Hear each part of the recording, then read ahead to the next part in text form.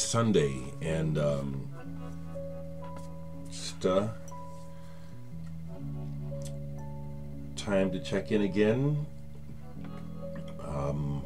Have the same sweater on. I thought about changing it this morning, and I thought to myself, I don't really have any plans today except to rehearse, so making more clothes dirty didn't make any sense, so I just wear this again. I do enjoy checking in with folks. I have watched a few videos, haven't been leaving too many comments lately, but I have been watching a few and leaving likes. I just want to let you know that I have been watching a few videos. VC rules. I'll talk a little bit about just music in general this morning, and then I'll end it with some personal thoughts like I did the last video. What I'm listening to is Kleeman. I've mentioned this man. He's from Denmark, Gunnar Kleeman. And I met Gunnar 5 years ago in 2009 when he first came to the United States to participate in the Nebraska Pop Festival. That's Gunnar there. This isn't Gunnar on the cover. That's just a cover. That's a picture that he found interesting because of the man listening with conch shells on his head. But that's Gunnar right there. And that's what I'm listening to. But we hooked up in 2009 through the Pop Festival. He needed musicians to back him. And the organizer was a fan of mine, so he put me in connection with Kleeman. And we, I liked Kleeman's music. I still like it quite a bit. And Gunnar is coming back to the U.S. Well, he's here now. He's on a small Midwestern tour again. And I'll be joining him in Kansas City on Thursday this week. So that's February 20th, which is actually my grandmother's birthday. She's passed, but that's her birthday. So February 20th, Thursday night, I'll be playing in Kansas City, a coffee bar. I can't remember the name of it right now.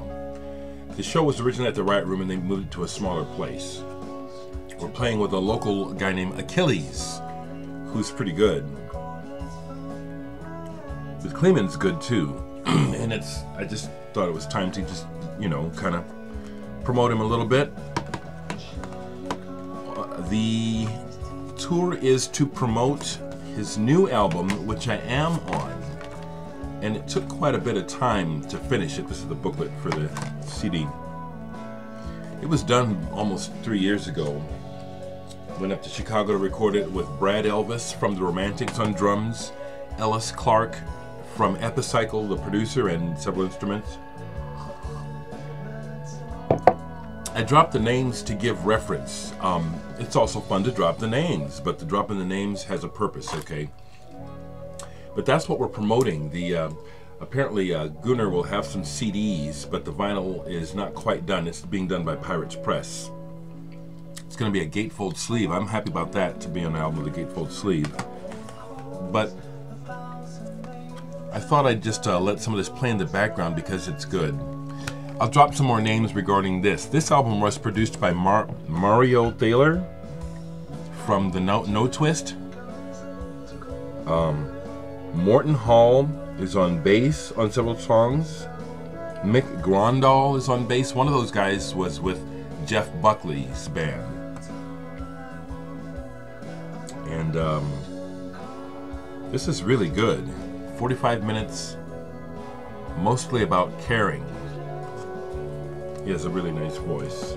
So if you're in Kansas City, in the Kansas City area, come see me. Come meet me. Thursday I'll tell you the name of the place in my next video. I can't think of it right now.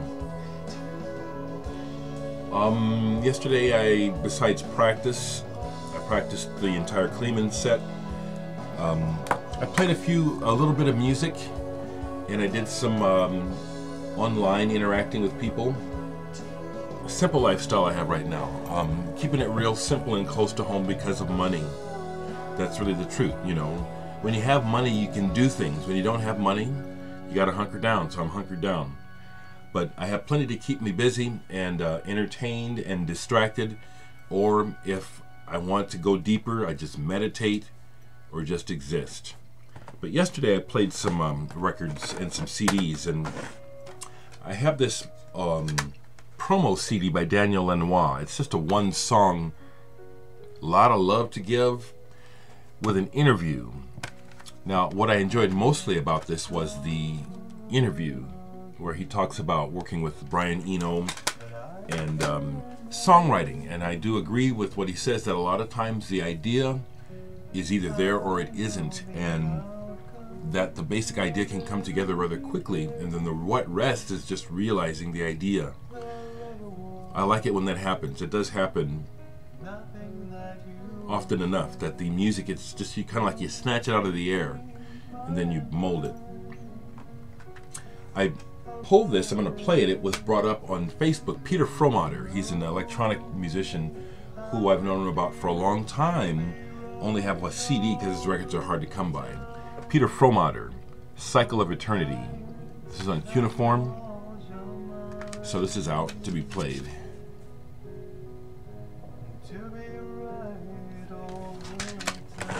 Also was talking about this, I know this record by heart, I hear it in my head even now, Asylum by Legendary Pink Dots.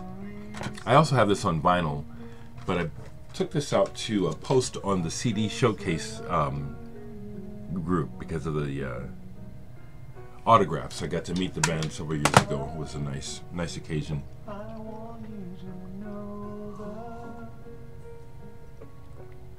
One thing I'll say about Kleeman is his music is very accessible.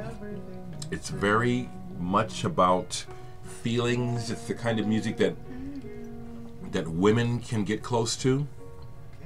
You know what I'm talking about. It's that kind of, he's that kind of singer. Songwriter. This definitely appeals to women. It's kind of tender a lot of times, this music.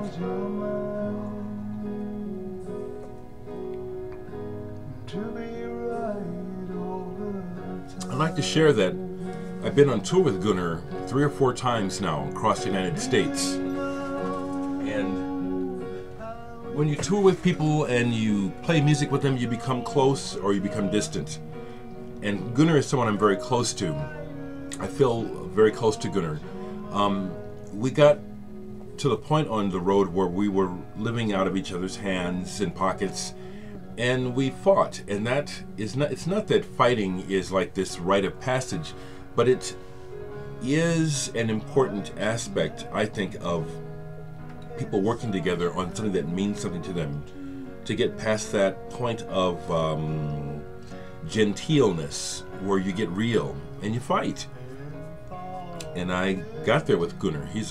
I consider him a lifelong friend, even though he's in Denmark and I'm in Omaha. I'm looking forward to seeing him, and I'm going to ask him to appear in a video with me. We'll see if he will. I don't know if he's interested. I don't think he is.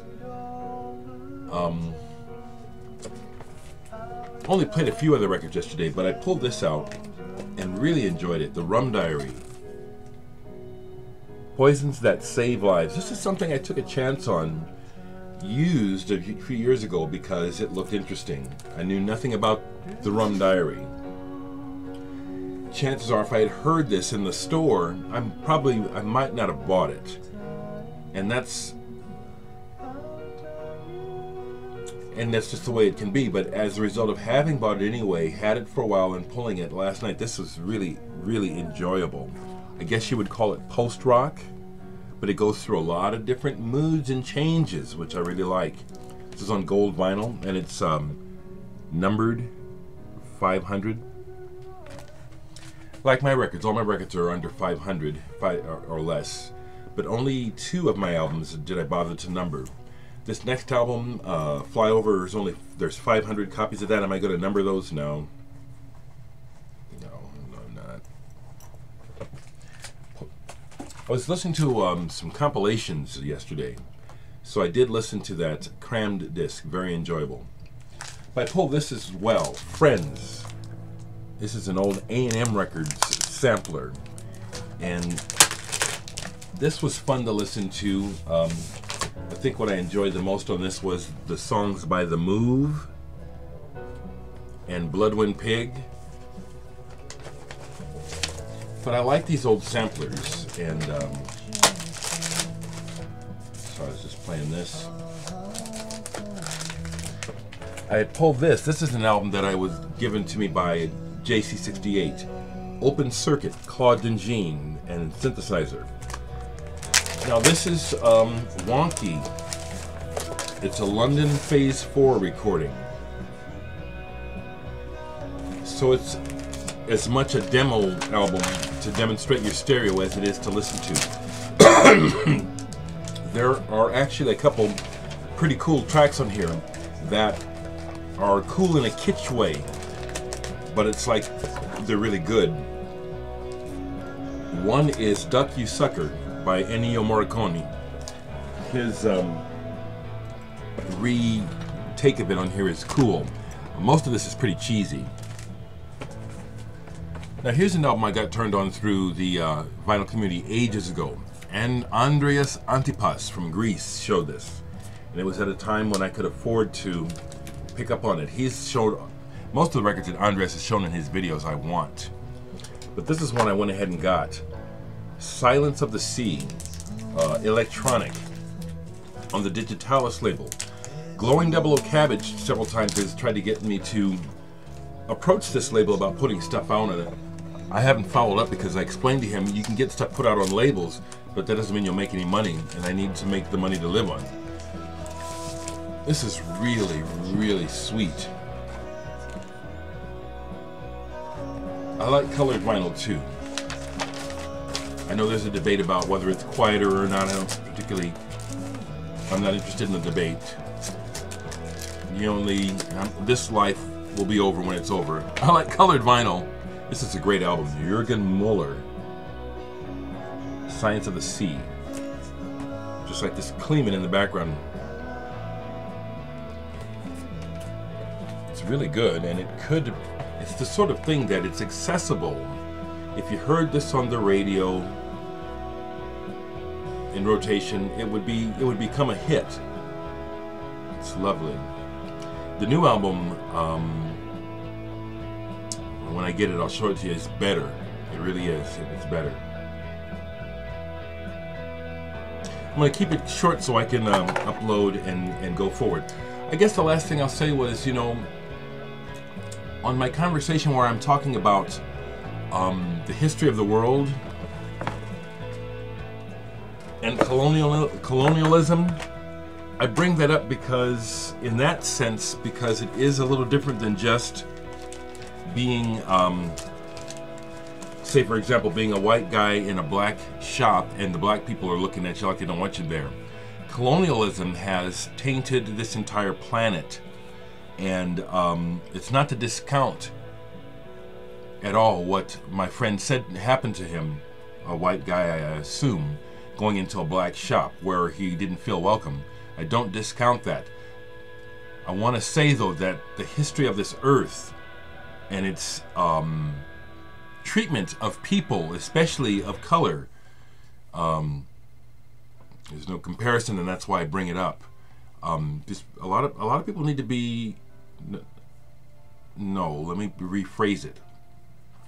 I feel strongly the need to state what I see and try to dispel this myth and also give this information so that some people who are ready to wake up or see things in a more balanced light can get this information.